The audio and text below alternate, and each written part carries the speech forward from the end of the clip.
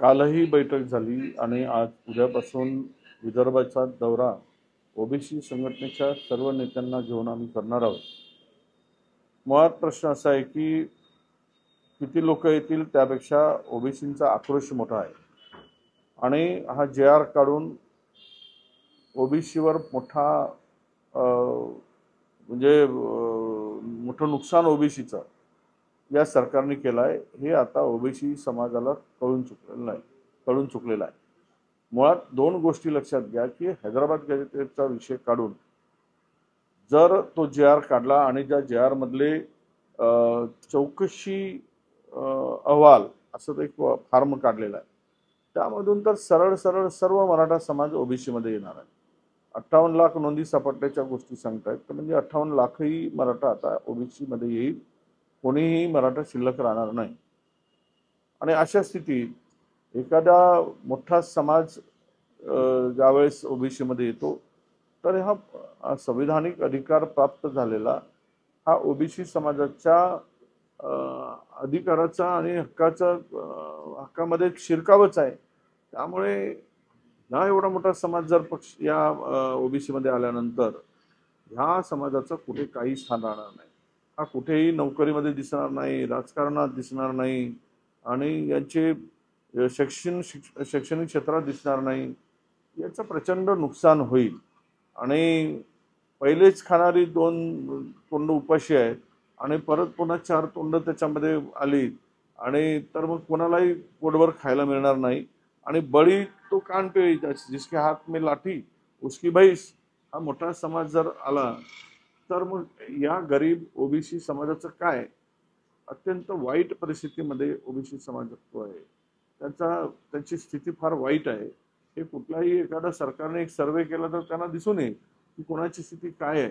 आणि आरक्षण हे सामाजिक, शैक्षणिक आणि मागासलेपणावर देतोय पण त्याचं कुठलाही ताळमेळ जुळत नसताना हा JR काढून सांगायचं मुख्यमंत्र्यांनी की ओबीसीच्या आरक्षणाला धक्का लागणार नाही आणि वरून इतके लोकांना घुसवायचं।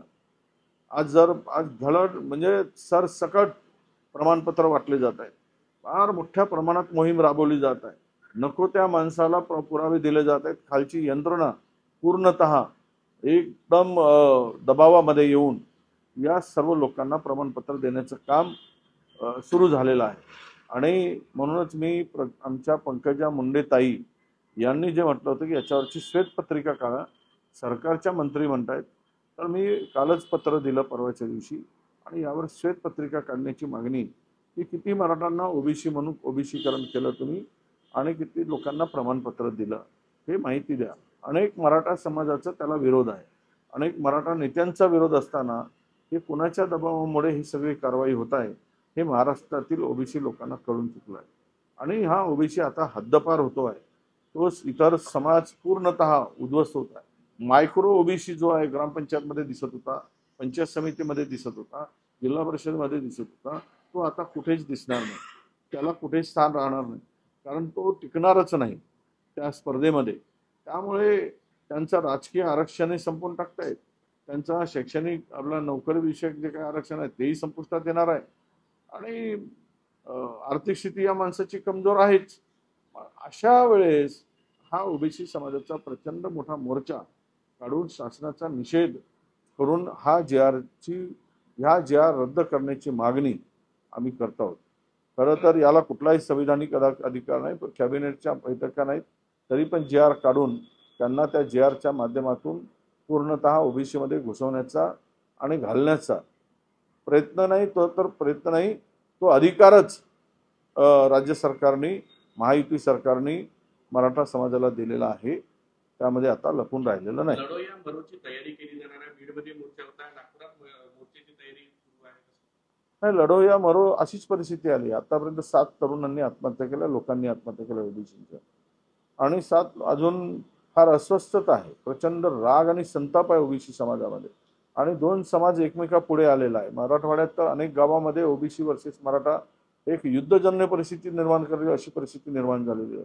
हे सरकारचं पाप आहे, या चुकीच्या धोरणाचं पाप आहे, चुकीच्या निर्णयाचं हे सगळं समाजाला भोगावं लागत आहे। त्यामुळे आता परिस्थिती हीच आहे, करूया म्हणून नाही तर काही शिल्लक राहणार नाही आणि यातून सर्व लोकांना समजलं आहे की आता आपण संपलो आहोत, आमचं संपूर्ण आरक्षण संपलं आहे. छगन भुजबळ काल आणि परवा दोन्ही दिवस म्हटले की एकमेव या मंत्रिमंडळाचा आशेचा किरण आहे ते मुख्यमंत्री देवेंद्र फडणवीस ओबीसीसाठी. तो किरण कधी प्रकाशित होईल? निवड बोलून काय, बोलाची कडी न बोलायचा भात. तर त्या किरण, जे आशेचा किरण आहे तो किरण मग आमच्यावर आमचं ते काढलेला जी आर रद्द का करत नाही? तो काय त्यासाठी भुजबळ साहेब का प्रयत्न करत नाहीत? बाहेर का बोलतायत? मंत्रिमंडळात बोलून तो जी आर कसा मुळावर आहे ओबीसीच्या हे सांगून कॅबिनेटमध्ये त्यांनी तो जी आर रद्द करून घ्यायला पाहिजे. मग आम्ही समजतो की आशेचा किरण हा मजबूत आहे, तो लोकांना प्रकाशित करत आहे, ओबीसीच्या हक्काचं संरक्षण आशेचा किरण करत आहे. आशा दाखवून काय उपयोग आहे? आशा दाखवून उपयोग नाही. आशेचा किरण नको आहे आम्हाला.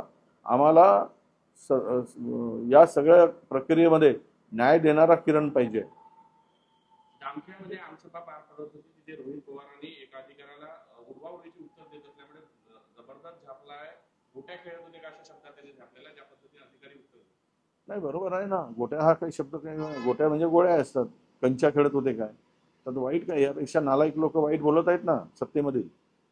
तर एखादा अधिकारी जर उडवाउडवीची उत्तरं देत असेल आणि लोकप्रतिनिधी पुढे, तर त्याला जाब आजचे म्हणजे कोणाच्या बाबाला आम्ही घाबरणारच नाही अशा प्रकारची मानसिकता प्रशासनाची झाली असेल आणि मस्तीमध्ये असेल प्रशासन, तर त्यांना धडा शिकवलाच पाहिजे. ते फार मस्तीत आले आहेत. कोणताही माणूस पैशाशिवाय काम करत नाही. कुठलाही अधिकारी कर्मचारी बिना पैशानं फाईलला हात लावत नाही, टेबल सरकत नाही.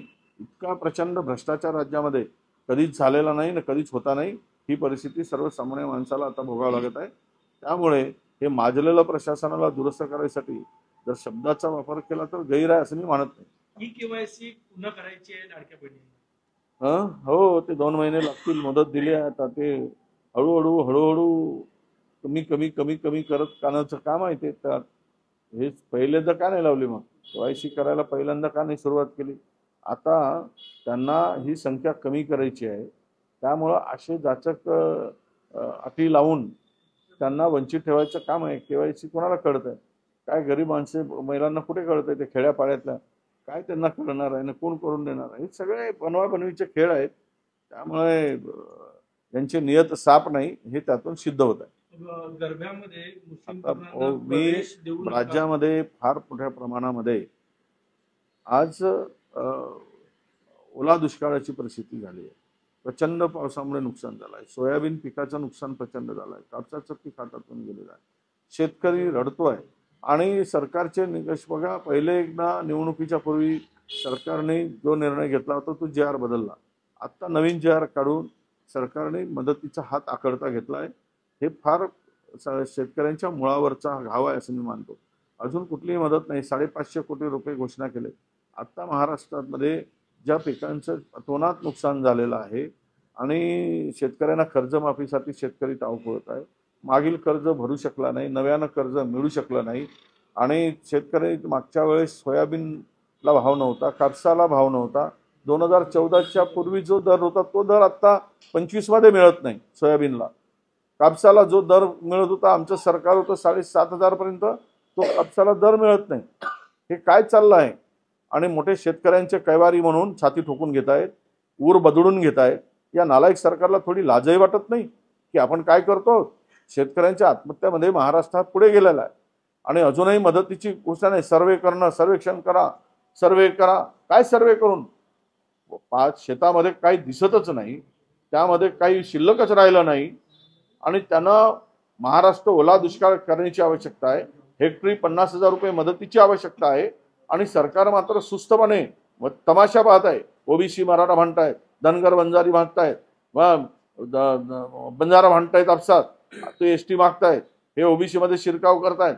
म्हणजे मूळ विषयापासून भरकवण्यासाठी समाजामध्ये आग लावण्याचं काम केलं जात आहे आणि शेतकऱ्याला वाऱ्यावर सोडण्याचं काम जर केलं जात आहे. तर यांना आता तातडीनं यांना मदतीची अपेक्षा आहे आणि ते सोडून भलतीकडेच विषय घेऊन चाललेले आहे.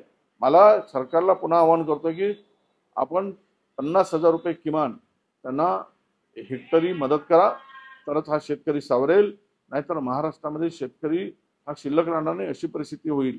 इतकं भयावह चित्र महाराष्ट्रामध्ये निर्माण झालेलं आहे. कंत्राटदारांच्या वेतनाचा प्रश्न आहे, 2 कंत्राटदारांनी आत्महत्या केलेली आहे. संकटात आहे कंत्राटदार.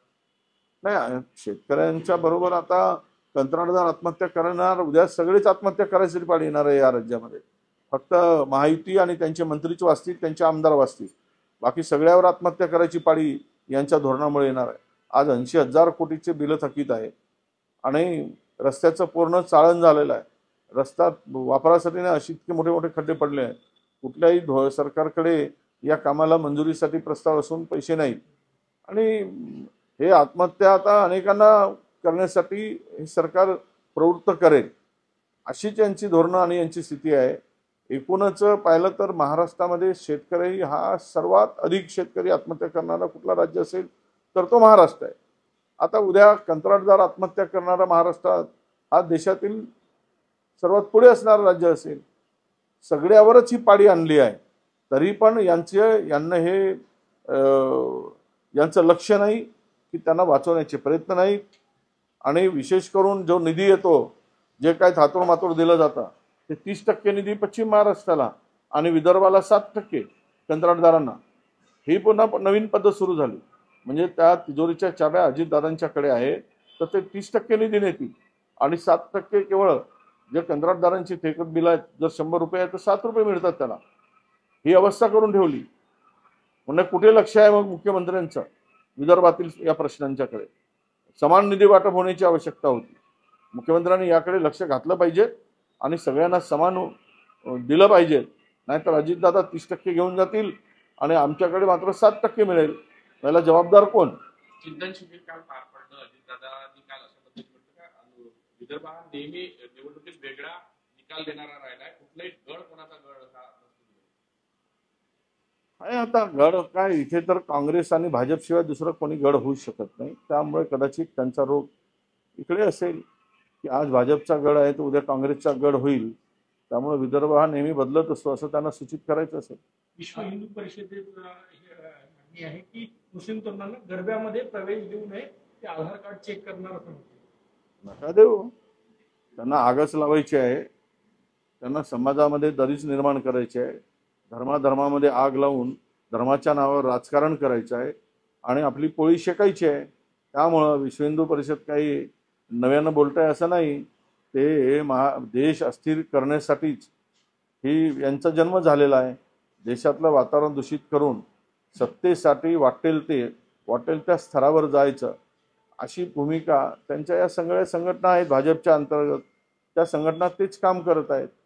त्यांना हा देश जोडून राहावा, देशातील मतभेद मिटावेत, देश हा संविधानावरच चालावा, अशी मानसिकताच त्या लोकांची नाही. त्यामुळं अशा प्रकारचे स्टेटमेंट करत असतात.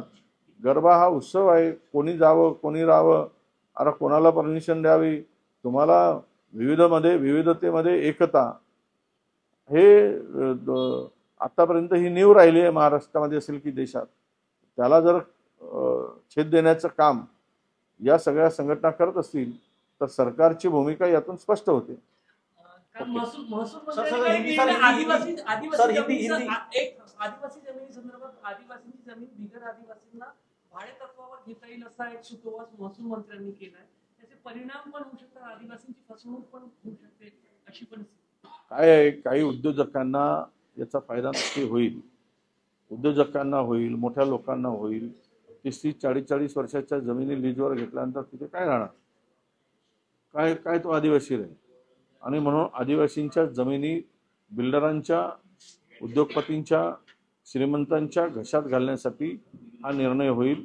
याचा पुनर्विचार महसूल मंत्र्यांनी करावा.